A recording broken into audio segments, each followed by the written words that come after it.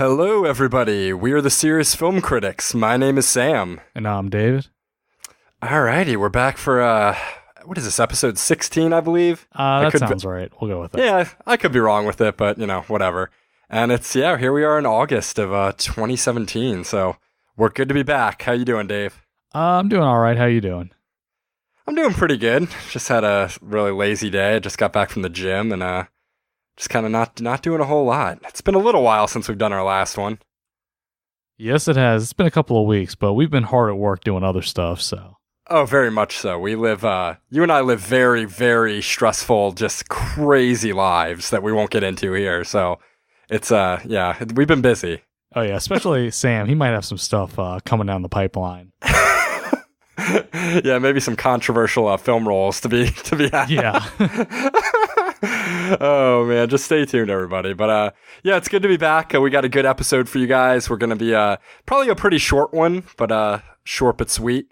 We're going to be doing a little news segment, talk about what we watched, and then we're going to bang out a Rogue One review, which is on Netflix currently. So if you haven't seen that movie, check it out, or don't. We'll see. But and then lastly, we might finish it off with a little call from an old friend of the show. So we'll yeah, it's gonna be a good one. So alrighty, anything going on in your end of the hand?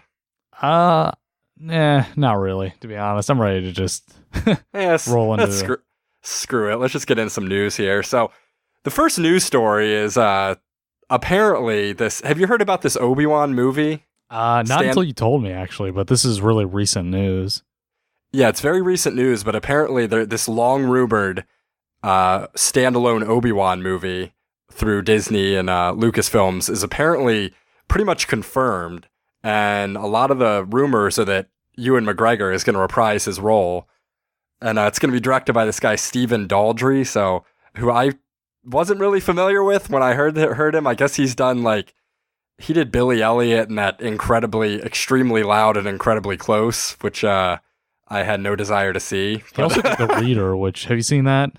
I didn't see that. Was that with Kate Winslet? Yeah, that's an interesting film. Yeah, did you see it? Yeah, I saw it. And it's kind of a leap to go from that to an Obi-Wan movie. Yeah, that's a pretty slow movie, right? A lot of nudity in it. Yeah, it's about Kate Winslet's a Nazi that can't read, basically. She's having an affair with this, I don't know, I think he's British or something. That sounds like a pretty smooth transition to a standalone Obi-Wan movie. Seriously. Maybe Obi-Wan will go to the World War II era and just do some work there. Yeah, it doesn't look like he's done anything with any kind of action in it, so. Well, I guess some of the rumors too are that it's going to be more like a drama and, I don't know, maybe not a whole lot of action. I guess it's going to be, the main theory is that it's going to be centered around Obi-Wan's time, I guess, in between episode 4 and the end of Revenge of the Sith. So I guess when he's kind of on exile in Tatooine, but I don't know. I am. What are you thinking about this? I mean, if they said in that time period, I don't think it's going to be. I mean, the idea was that he was just this hermit living in the mountain or whatever, right, on Tatooine. Yeah, he didn't really do a whole lot. I mean, there's some theories that he's going to be. It's going to be centered on him training this guy Ferris Olin, who was a Padawan who survived Order 66. But I don't know. It just feels like they're grasping at straws here. I'm already sick of these extended universe movies with Star Wars, and it's just, I don't know. I don't feel too differently about this one. Yeah, I don't think they picked, if that ends up being the time period, I don't think that would be a good time period. I mean, obviously I would have thought they would have just done his time with Qui-Gon Jinn or something, but I guess that would have been too predictable. Yeah, too predictable. That would also be probably pretty tough at this point, because, I mean, Ewan McGregor isn't old, but, man, for him and Liam Neeson to reprise those roles and Liam Neeson, I don't know if he could do it. I mean, Liam, isn't he? He's in his 60s, isn't he? Yeah, I mean, A New Hope. I mean, that was 18 years ago? Yeah, well, yeah, then Phantom Menace was almost, yeah, that was almost 20 years ago now, and, I don't think there's any way they could convincingly portray those characters during that time period without it just being almost laughable or parody. So I don't know. It's more Marvelification of the Star Wars universe. And man, some of these other movies that are rumored, they could just be so bad. Apparently there's a rumor that Jabba is going to have his own movie. Oh my Did you hear? God. Yeah, I know. Like it's the most ridiculous bullcrap. You're like, yeah, apparently it's going to be like a Tales from Jabba's Palace type movie. There's rumors that there's going to be this one is rich. A movie centered around the Max Rebo band from the Cantina. Or that like can't be true. Yeah, can you imagine that with like the characters in that is like the center of a movie? I can just see like 2 or 3 years from now, we're just gonna have like 4 or 5 Star Wars movies per year, and they're gonna all be terrible. Well, I think that's what they want. Is like I think they want it to be like Marvel, where there's like multiple Star Wars movies coming out every year. And then maybe like a main storyline Star Wars movie coming out either every year or every other year. And it's just, I swear, like, as big of a Star Wars fan as I am, I guarantee you by the time I'm about to die, I'm going to be like just hating the Star Wars. I'm going to go to my grave just cursing the Star Wars name. Yeah, I definitely see that happening. I mean, because by the time we're old, they're going to have like, I can't even imagine the stories that they're going to have. It's going to be like, Rey's friend from Force Awakens is going to have her own movie, and like it's going to be like a Jar Jar Binks movie and a Gungan movie with Boss Nass in it, and like there's going to be a Darth Maul movie, which I wouldn't actually hate seeing that, but yeah, it's getting ridiculous. Well, it's like with the old extended universe, they just did like novels and comics, so it was like. That medium works a lot better to tell like lesser stories because you can, flesh it out. And if it sucks, it's like, okay, just pretend it didn't happen or whatever. But movies, it's like such an investment. Yeah, it is an investment. And it makes more of a mark, because the biggest thing about Star Wars are the original 3 movies. And those are like held in, like worshipped, and I admit I worship at the altar of those movies, but pretty soon there's going to be so many movies that I hate within the Star Wars universe that I don't think I'll even be able to call myself a Star Wars fan. Like, I know I've said that before, but it just pisses me off. Like, and the worst part is like, they're using like all this like top talent to do the movies right now. Like Rogue One obviously had a lot of talent involved, but as they go further down, they're going to be recruiting people that are not any good to make these movies because, they've had everyone. I mean, there's going to be some bad actors. We're going to be seeing some bad directors. Oh, yeah. I mean, imagine, 5 years from now when, like, there's 3 Star Wars movies coming out in 1 year and the Max Rebo movie is one of them. And I just can't even imagine. It's gonna be like, who am I thinking of? Like, the guy who made the 40-year-old virgin or something doing it. Oh, yeah. Yeah, they're going to have like a comedy, like a Judd Apatow comedy within the Star Wars universe, and it's going to be, I don't even know. I don't know. I don't have much else to say about it. I'm just, it just leaves a bad taste in my mouth. No, we're not fans at all. Fuck that. So, all right, let's get off of that, and you want to get into some things we've been watching lately, because it's been a little while since we've updated all of our millions of listeners what we've been viewing in our spare time, so... Yeah, I only have one thing I want to talk about. This show. Yeah, go for it. Yeah, this show called Ozark. Have you heard about this? I have. You've been watching it? Yeah, I think I got like through 3 or 4 episodes, and a lot of people are comparing it to Breaking Bad. I haven't watched it, but I've kind of been curious. I like Jason Bateman's okay. So, what is it? Is he like money laundering or something? Yeah, basically he's like in the beginning he lives in Chicago and he's like a financial advisor. And, his buddy tells him about like Lake of the Ozarks. It's like the perfect place to go launder money and like steal money from tourists or whatever. Yeah. So basically we find out he's been laundering money for this Mexican drug lord for a long time. Oh, man. And basically the drug lord kills everybody that was involved in the business but Jason Bateman because he convinces them that he's going to go to the Lake of the Ozarks and launder all this money for him. Oh, my God. He has a family, too, right? Yeah, he has a family. So, and also turns out his wife's been having an affair he just found out about. Oh, nice. Yeah. So, first he has to pay back all the money that, because his partner was stealing money that they were laundering. So first he has to like take every dollar he owns, to pay him back. And then he has to go through all this trouble to like, get out of Dodge. He has to go through all this crap. And then once he withdraws all his money, the FBI basically, they've been watching him before. They know that something's up. So basically he gets his money. He tells him he has to launder the $8 million and then like $500 million more in like 5 years, which was interesting that they set it up over such like a broad time frame. Yeah. It last a long time. So he goes down to there, and it's like poor, and it's obviously like no good opportunities to launder money at all. So Man, the whole so show is him there trying to like figure out ways, and he's got to deal with like these. One of the main, what is the word I'm thinking of? Antagonist is like this teenage girl that's a thief, and her whole family's a bunch of thieves, and he has to deal with her. So he gets down there, and basically like every episode he's got to use. They compared it to Breaking Bad, and I think it's similar, but it's almost like he's like really good at talking his way out of situations, and he does like every episode. But I don't think it's really that similar.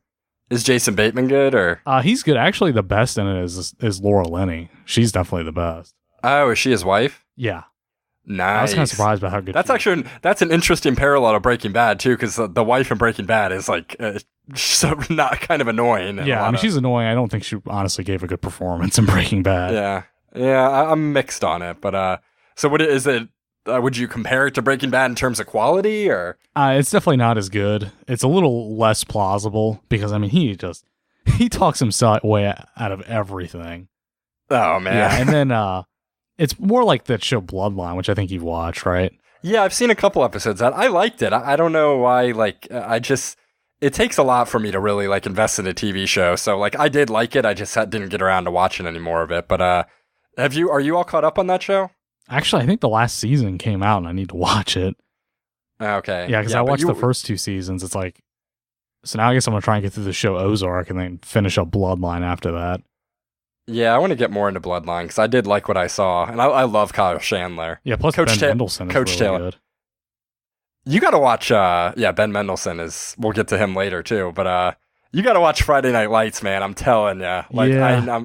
I'm telling you. I know it's like a show you might not think you'll like, but man, Kyle Chandler is just so freaking good in it.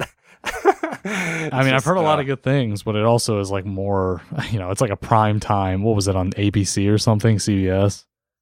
Oh, was it? Yeah, I think it was. Man, I didn't know that. That's why I was turned off because I mean, there's almost nothing on those networks I ever want to watch. Yeah, there's usually crap on there, but this is if this was on there, I'll have to say this is an exception. But yeah, it's pretty good. So. All right, well, I've been watching a lot of crap, so I'll burn through some of it. I bring in my little letterbox up here. So I rewatched Carlito's Way recently, which I still haven't seen it. Wait, you've seen that? Carlito's Way? You haven't seen Carlito's Way? I don't think so. Oh my god. All right, well, we're going to have an episode where we like do one of our favorite movies of all time and like dissect it, because that is we'll get to how much I love that movie, but let's just say I still loved it. I can't believe you haven't seen that. That's you've probably seen parts of it at Adams. Probably, I know we've had it. Yeah, we've had it on before, but man, you gotta watch that. I saw that Spider-Man Homecoming a while back, which I actually loved. Definitely, that was like hands down my favorite Marvel movie, and that's not saying a whole lot, but like I liked Iron Man, and I liked Guardians of the Galaxy was pretty good, and this was like a good bit better than that. So. I loved it. I mean, it's been a good while since I've seen it now, but the new guy is pretty good. I still didn't like him as much as either of the first 2 Tobey Maguire movies, but because I love those, but it's a close third to those, and definitely worth a shot. I randomly watched Indiana Jones and the Temple of Doom, which is still classic. I like that one a lot. The opening scene is just amazing. Ooh, this is a good one. Have you ever seen The Gray? Is that with Liam Neeson? Yeah. I've seen bits and pieces of it. I thought that was really, really good. I wouldn't mind doing an episode on that at some point in the future, because I kind of like, I don't know, it's not like it jumped out at me at any point, but I just threw it on one day, and it kind of blew me away. Like, I loved it. It was amazing. Like, really? The performance... Wow. Yeah, like, performances were amazing. Like, the cinematography is amazing. The story is interesting. Like, the action scenes are like off the charts. Like, you got to see this thing. I mean, I'll definitely watch it because I didn't hear anything that good about it. So yeah, like I don't remember hearing too much about it. And I mean, I kind of like was mildly interested. I mean, I like Liam Neeson, and there's a couple other actors in it that are fairly well known. I can't remember who it is, but everyone's like, all the performances are amazing. The story is great. Like, I would rate it pretty highly if we were reviewing it. Um, I watched this movie Rafifi, which is it's a French heist film from the 50s. And I guess it's a movie that kind of like inspired, I guess in a lot of ways it's considered like the first heist movie. So it's about this guy who gets out of prison and he's kind of lured back into the criminal world. Like, I guess he was a big time heist person. Like, I guess he was kind of like the George Clooney of like an Ocean's 11 type Okay. squad. So, he's kind of lured back into the world by his boys, and it is very, very good. Still suffers from the occasional issue that I just have with old movies like that. It's a little bit slow in parts, and sometimes the dialogue I think is a little bit too direct and like just not flavorful enough. But the movie itself is really good. There's a heist scene in it that's like, I think it's something like 35 minutes with no dialogue or no music, and it is literally just them performing this heist, and it's amazing. Like, yeah, it's so good. Like, it's literally just them doing this heist, and with no dialogue, and it is kind of like charming because I guess it makes you realize how easy it was to do for back in the day, like how little alarm systems they had and how easy it was to sort of breach these systems. But it's amazing. And then the last thing I watched is that movie Nerve, which I heard about that. Yeah, I don't know. I don't really know why I watched it. I think I just saw like a very neon-y poster that I kind of that appealed to me, and it was actually better than I thought it was going to be. It wasn't great, but it was worth a watch. It's these two people that are in this. Not really futuristic. I think it's kind of set in our modern time, but I guess there's like a game called Nerve where you log in and it's like, I guess it's a commentary in like our social media type world. It's almost like a social media app, but what it does, people around the world, you can either be a watcher or a player. And I guess the watchers dare the players to do stuff, and it just like escalates, and whoever falls out kind of loses out on all this money, and you get paid for doing the dare. So it's kind of, the plot is kind of like, when you just say it like that, it seems kind of stupid, but the movie actually does a decent job with it. There's some really stupid stuff that happens near the end, but better than I thought it was going to be. And the visuals are actually really good. Love that neon. So that's what I got. Oh, and I've been watching Game of Thrones, which I know you're not a fan. Yeah, actually, I don't know, I guess I didn't spoil it for you, but I had like found all the spoilers for the entire season a couple weeks ago, and I was just like trying to find people to spoil for, and they were right. Oh man, I'm actually all caught up, so you can nothing you can do to me. But well, no, there's one more with the dragon. Well, I've seen the latest. You mean like one more after what happened in this latest? Yeah. Well, I mean, I almost think maybe it's kind of obvious now. All right. Well, we'll say if anyone's listening, spoiler alert, turn it off now. But what is the rumor? The dragon that the Ice King killed. Did he already bring it back up to bring it to life? Yeah, he did. Okay. Yeah, that was the thing I didn't think happened. Yeah, that was like the big. Oh, and then I guess what's her name? Is what's her name pregnant? Cersei. Yes. Okay. Yeah. She might. Yeah. And then the other one, she was gonna have a miscarriage. Oh shit! No, I didn't know about that. But yeah, she's pregnant with her old brother Jamie. So pretty classic stuff there.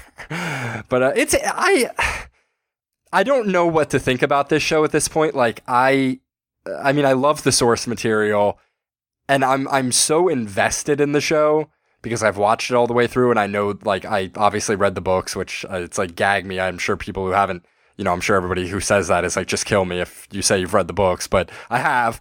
And but it's a show with a lot of exposition in it, and it's kind of hard for me to be like objective and criticize it because I'm just so invested in it. But as cool as some of the action sequences are, and as good as the dialogue is, they're like, it really seems about 80% of every episode is literally just characters talking, like not really doing much. It's them walking around in different locations and talking.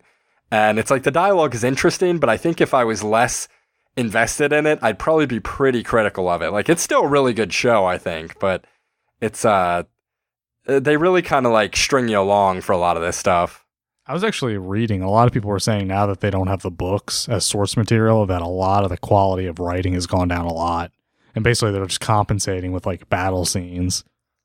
Yeah, and the battle scenes are amazing. I mean, the stuff with the dragons is awesome. Like the CGI has come a long way, but yeah, it just kind of a lot of episodes feel like you're just waiting for like a battle sequence at the end or something like that. And I mean, it's still good, but I just kind of like think about it while I'm watching it. Like, how good is this? Like, is this like? I heard a lot of people were complaining about the fact that they were going past the wall to capture a white, and they said it was just a really stupid idea, basically.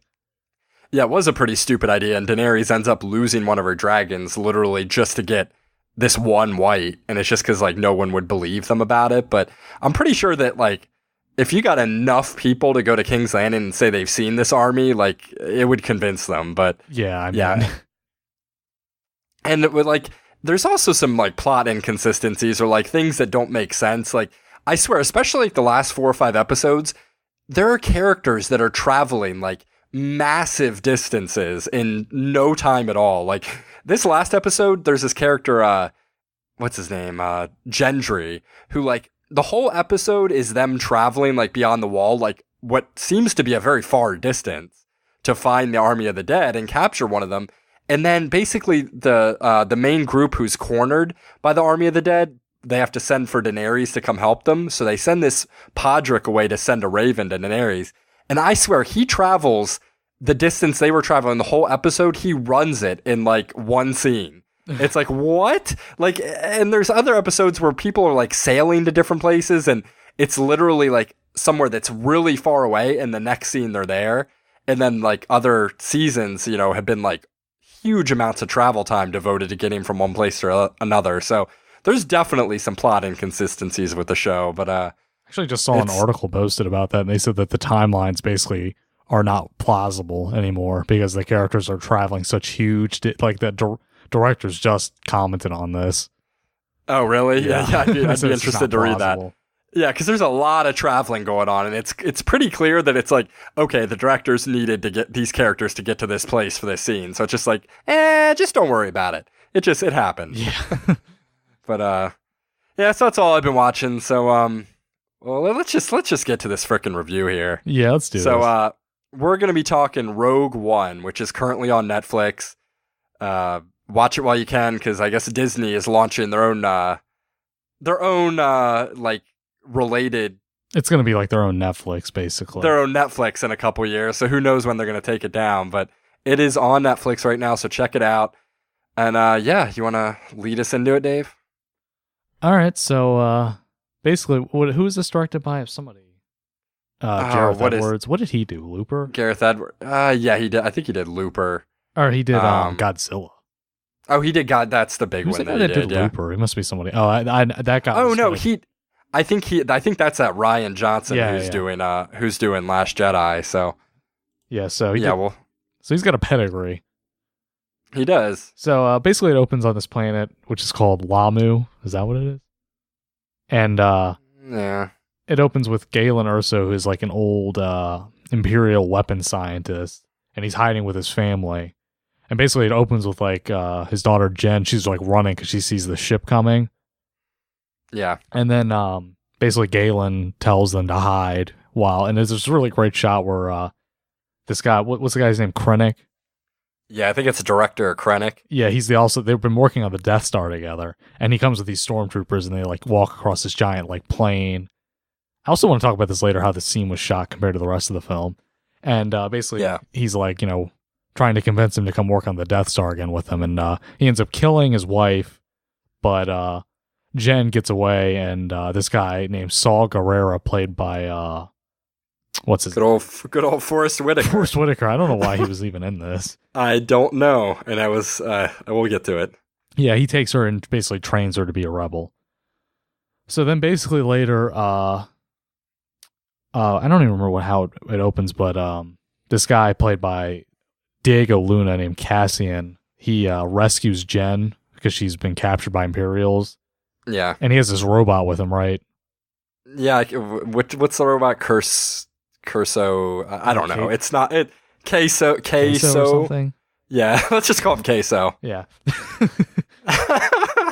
Yeah. So basically, like, they get her, and then they go back to like the Imperial base. I don't even know what planet it's on. It's not important. Jeddah. The whole It's not Jeddah. Wait, no, it's not not Jeddah. Jeddah. That's where they go. Is it Yavin 4 they go to? Well, that's where the rebel base is, but Because remember they go to meet Mon Mothma.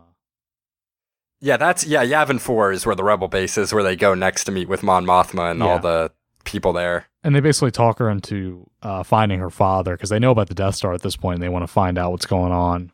And then Cassian gets like a secret order to kill him instead because, you know, they think he's just bad. Yep. So they go to this planet called Jeddah.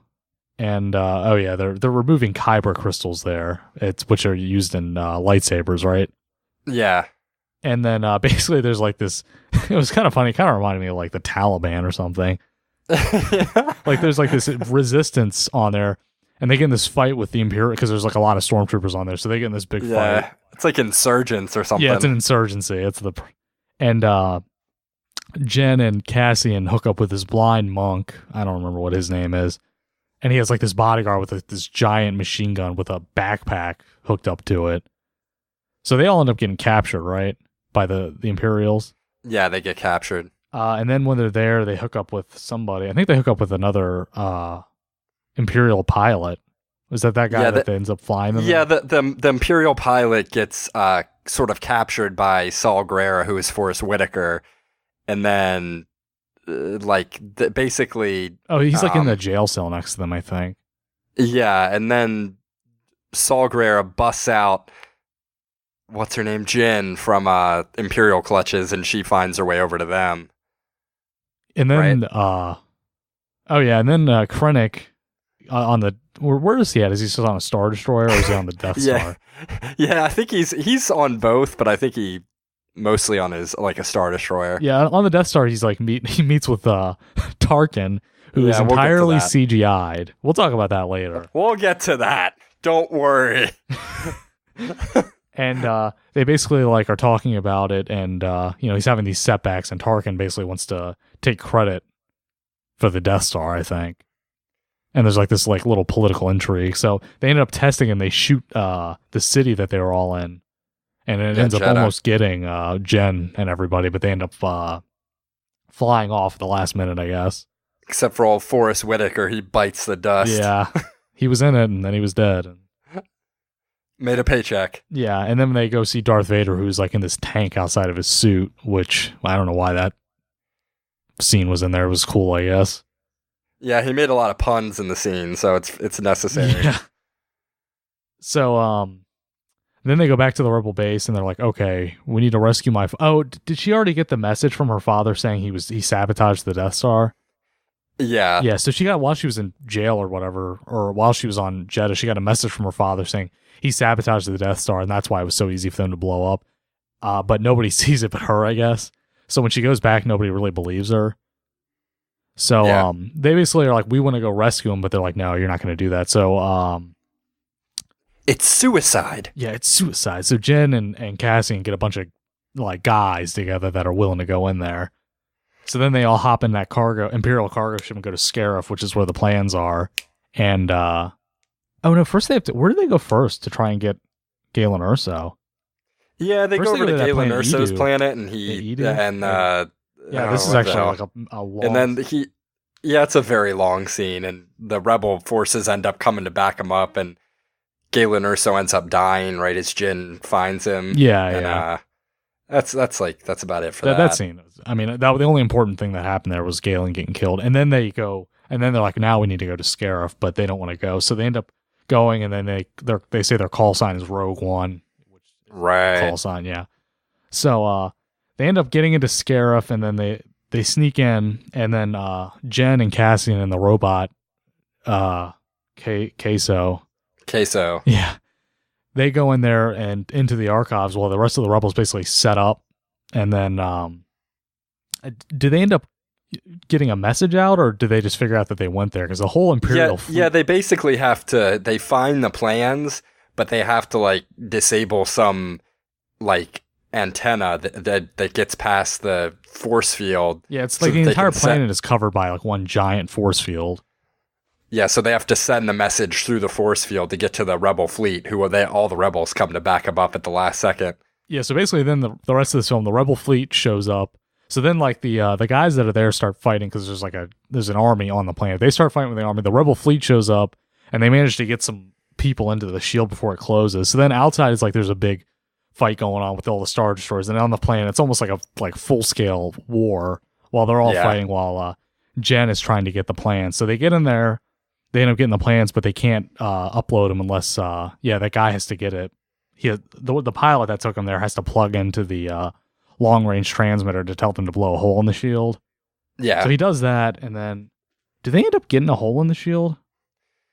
Yeah, they end up the rebels destroy a Star Destroyer and it slams they into literally the shield. Ram a Star Destroyer into the shield. That was actually cool. Yeah, there was a lot of cool stuff that happened in the scene that we can talk about because this was the best part of the movie for me. Yeah, so then Jen shoots what's his name?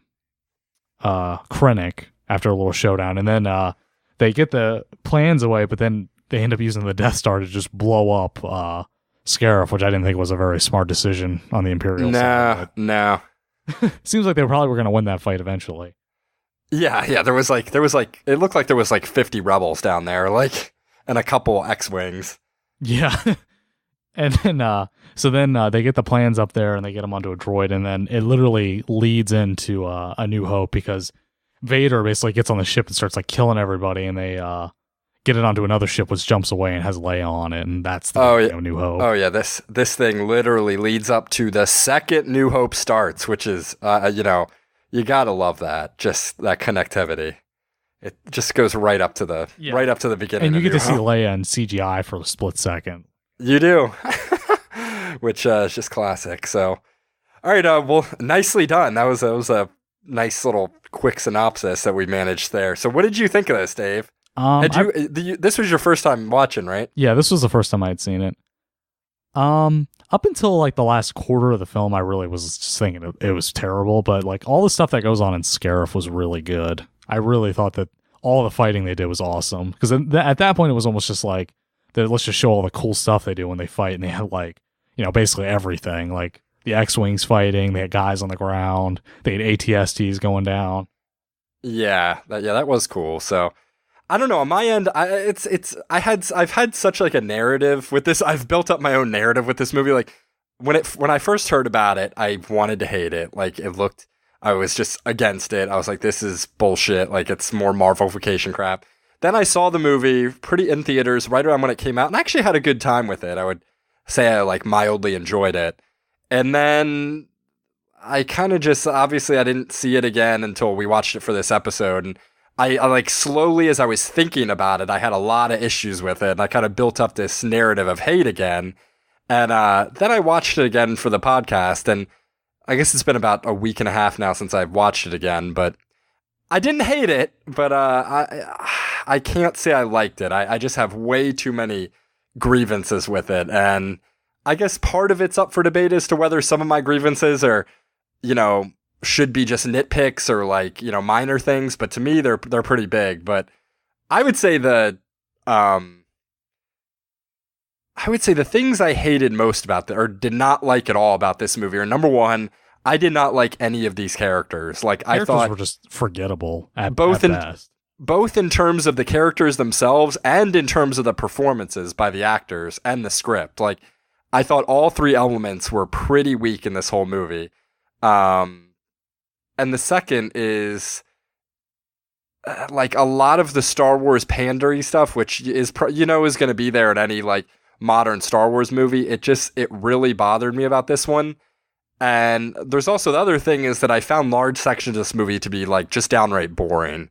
Like I was literally just we almost forgotten about entire, like that was a solid like 20 to 30 minutes of the film. We just forgot about because it was so boring. There are segments of this movie that to me are just boring. Like, they're not memorable, and it's scenes with these characters that I just don't care about at all. And I'm like, I don't need this. Like, just get me to the next action set piece, and I'll make it. But yeah, I think especially as you were saying, like the first, I would say 2/3 of the movie are like, they're not very good. I mean, there's scenes here and there that are interesting, but just narratively, it's just like a slog to get through. And you're going to so many different planets. Like it's literally like you're at a planet for a minute, there's a scene of exposition, and then it's like you're at this other planet. Then there's a 5-minute scene of exposition. Then you're at this other planet. Like, it's just jumping around so much, and you're just like, I just don't care. And but to get back to the characters, like, I hated these characters. Like, I didn't find any of them endearing.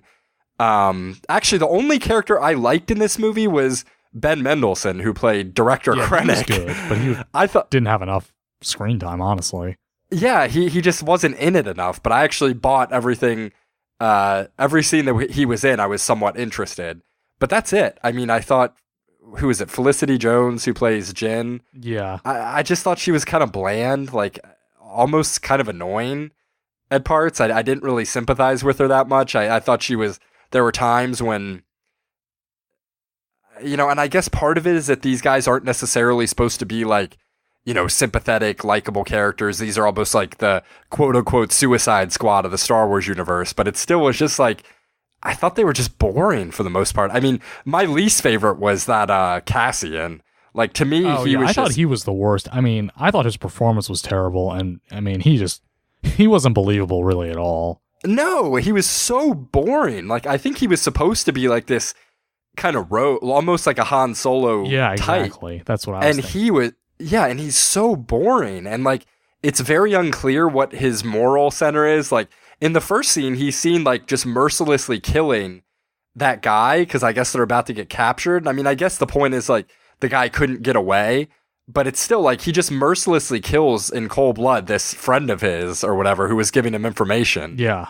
And you don't really get a sense of, like, I guess he's kind of, like, supposed to be a guy who does what has to be done for the mission. I guess that's what you're supposed to take from it. But to me, he's just the way he delivers his lines mixed with the writing, mixed with just his actions in the movie just leave me like, I don't know what that character's supposed to be, but he's just bad. I don't care about him at all.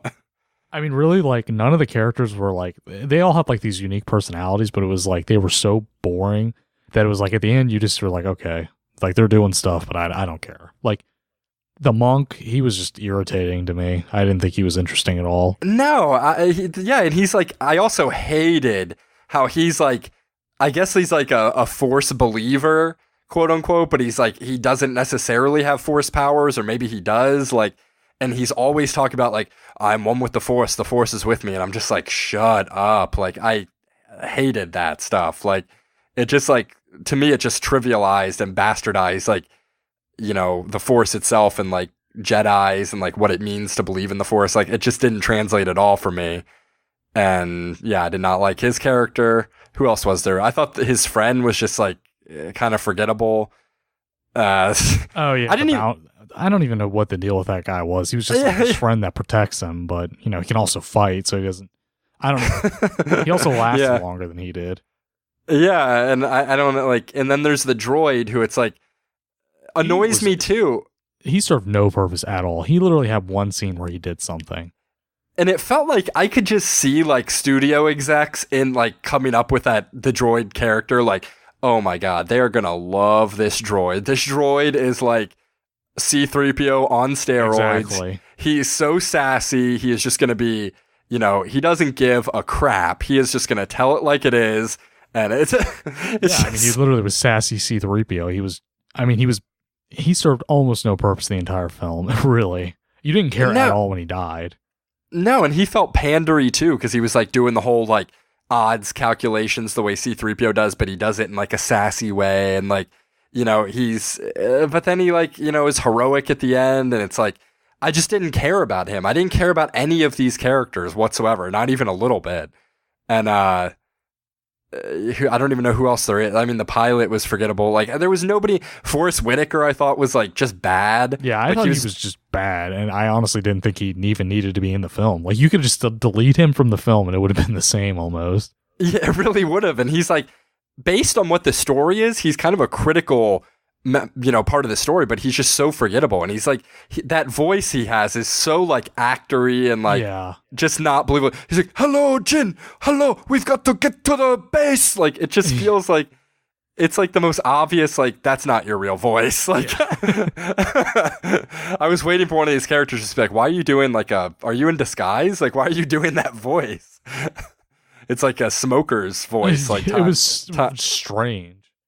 Yeah, it was really bizarre. And yeah, so I just didn't like any of the characters. Big swaths of it were boring for me. I mean, I don't even know that I'm as crazy about the end sequence as you are. Like, I thought parts of it were very cool. Like the war scene, like I will say, and I guess we can get into some things we liked. Like the action scenes themselves, just the pure action is really well done. I will give it that. Like there's kind of an intensity and a warlike atmosphere to the fighting. Yeah, it was almost like this. watching like a literal, like, it reminded me of watching like a Vietnam movie at the end. It did. Especially when they had like I love when they had the door gunner shooting at the ATST. That was pretty good. Oh yeah, that was good. Yeah, yeah, that was cool. And like the action, the way the blasters are shot is like much more visceral and like yeah. And I like their that uniforms were not like what we've seen before. It was like they were like wearing more like real, like uniforms. Like they had helmets and stuff. Yeah, and one of the things I liked a lot are the stormtroopers in this movie. Like, number one, I'm glad they didn't have that freaking Django voice. I mean, I know they didn't do that in Force Awakens either, but they just kind of have like normal guy voices, and like they're kind of back to like A New Hope and the original movies where they're just kind of shooting the crap about, like new drills and stuff. They're kind of just, you get like a sense of like you see stormtroopers more on a day-to-day basis in this movie, and I think it's kind of interesting. Yeah, definitely. Like, especially when they're on Jeddah and they're like, trying to like basically suppress the insurgency. Like, that was cool. Yeah, and even when they're on that transport and they're, I know. And it focuses on the troopers and they're literally just like sitting there quietly, and something about that shot, the way they linger on them and you see all the scuffs on their armor, you're just like, you get a sense of like what life is like for a day-to-day stormtrooper who's just kind of a lower end of the Imperial Empire, and it's kind of cool. I like the way they do that. I'm trying to think other things I liked. Again, I liked Ben Mendelsohn. He was good. Yeah, he was good. He brought like a real gravity to that role. You know what I really liked was the way they shot the opening scene. It felt like that somebody else had shot that scene because it felt a lot different because it was like had like the sweeping shots of the planet. Yeah, and then they're all walking in sequence and it's like dark. I don't know. It was really well done, and I was like, wow, this might actually be good. And the cinematography in that scene's amazing, and just the build up, like it almost kind of reminded me of Inglourious Bastards. Like that scene definitely. where Christoph Waltz is going to the family in the farmhouse. Yeah. Like it kind of reminded me of that. They definitely were like kind of like lined up like Nazis the way they were coming up, which and the dialogue was good in that scene. Like that scene was great. I'll give it that. I also like the scene where Ben Mendelsohn, even at the end when like the Star Destroyer is about to destroy the planet he's on, Scarif, just the way he looks up at it and the way the Death Star is filmed in that scene, like, and even the score accompanying it, it's like it really presents that irony there well, that he's about to be destroyed by this thing he created, and it's kind of like that's probably the most like emotional moment in the movie for me, and like because he's the only character you cared about. He's the only character I kind of liked, and I was, like. Not that I liked him because he does bad shit, but he's the only character I kind of like was interested in, and I think it was kind of interesting the way he was killed by his own creation. And what else did I like? I thought the score was okay. Yeah. I mean, it was it was pretty good.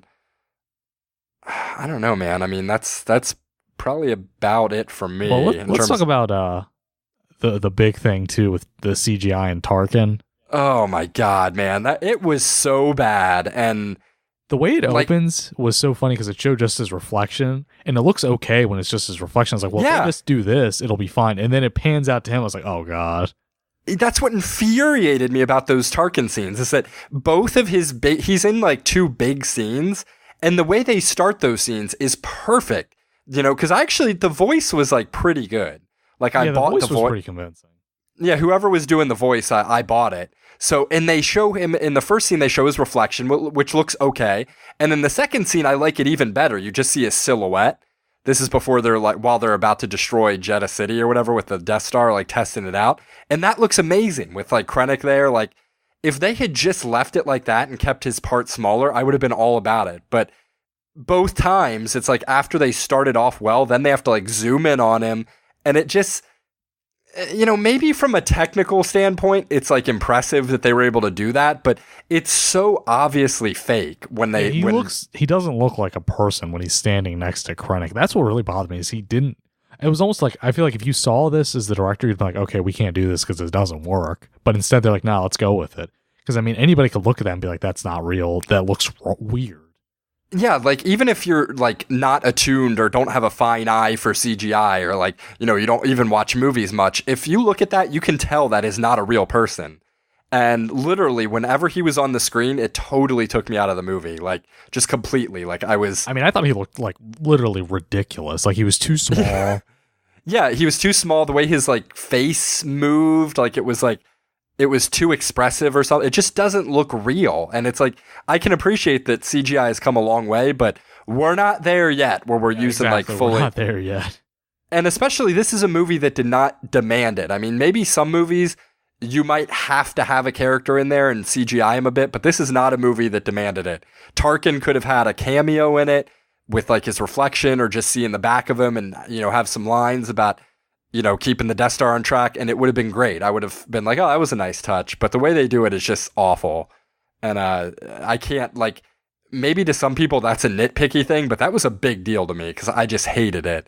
Like, Definitely my biggest, my biggest problem with the movie wasn't that, but I mean, that was just so glaringly bad. It was not good. We could talk about Leia too. She looked terrible. Leia looked terrible too. I mean, she's only in it for like 2 seconds, but the fact that shot ends the movie is pretty egregious. Like the shot of Leia saying, we have hope. Like it just looked terrible. Like both of those CGI instances. So that was a big detractor for me.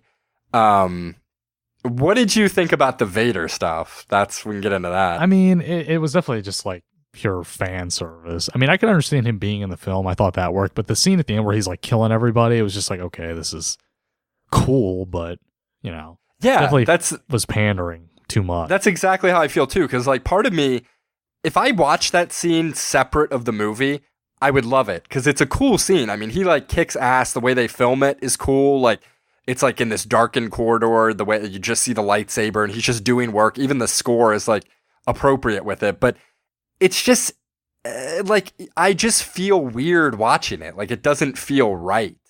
And when I think about it, in the original trilogy, like Vader is so much, he's like that menacing figure that doesn't need to like, go all out. Like he just uses the Force or like, it's more the threat of what he can do than showing you what he can do. Like, and then this is just like, let's just go balls to the wall and show Vader just going crazy.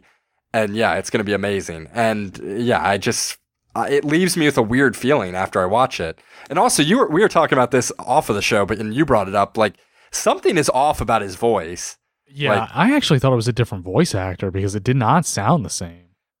Yeah, I think it's James Earl Jones, but you're right. It just, like, it's not, like, terrible, but something it doesn't quite sound right. And I don't know if it's just the fact that he's older or, like, hasn't. Well, apparently he's 86, so that's probably what it is. Yeah, so it doesn't quite sound right. It sounds a little bit off, and everything about the pandering in this movie was just a little bit off to me, like, or way off. And just the fact that they had to show C-3PO and R2-D2, like, give off a needless sign to like, oh, they're going to Scarif. Like, it did not need to be there. There's a lot of pandering. A lot of pandering. And then the other thing I hated was that, like, I guess, like, again, the ending is cool, but the whole last scene is supposed to, I think, be this, like, dramatic, tragic, poetic kind of scene where Jin and Diego Luna are on this beach and, like, the planet's being destroyed, but I just didn't care. Like, I didn't care at all that I was, like, kind of glad that they were about to die. Like, I was kind of like, oh, get these guys out of here. Like, kill them. Yeah, I definitely was not. I didn't care at all when they had, like, this, like, moment on the beach, and I was like, whatever. Yeah, I was just like, finish them off. Like, that's fine with me.